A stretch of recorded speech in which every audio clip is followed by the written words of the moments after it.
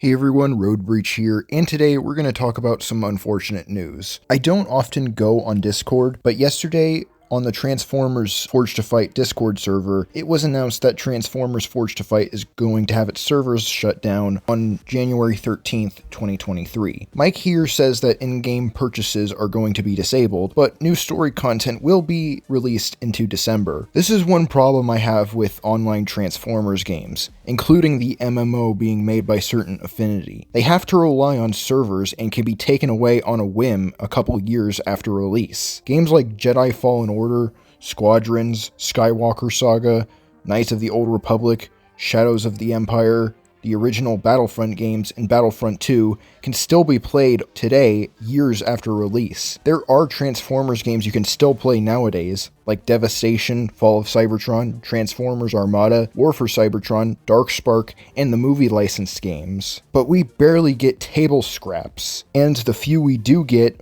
are either mediocre, something nobody asked for, or a mobile game that relies heavily on servers to function that can be taken away at a moment's notice. This could just be me, but I do not want a Transformers online-only game. I want a single-player experience that I can still play years after release. Don't tell me that Transformers isn't profitable. Transformers fans on the subreddit post pictures of their new toys all the time, and they get hyped for new toys all the time when they get announced. The Bumblebee movie may not have made as much money as Michael Bay's Transformers movies, but it still made more than half its budget back. People are still excited for Rise of the Beasts and Earthspark, and with how good that show looks, there's no doubt in my mind that Hasbro has a lot of faith in Earthspark. So saying that Transformers isn't profitable is intellectual dishonesty at its most egregious. I honestly feel like the only reason why Star Wars and Marvel seems more profitable than Transformers seems to mostly be AstroTurf. With the sheer amount of genuinely awful Star Wars series and MCU content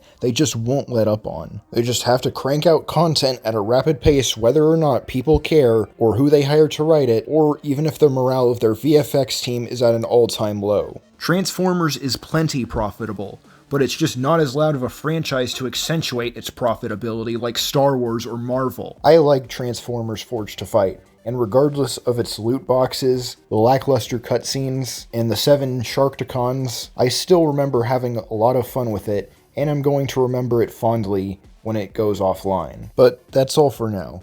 Thanks for watching, and gotta zoom.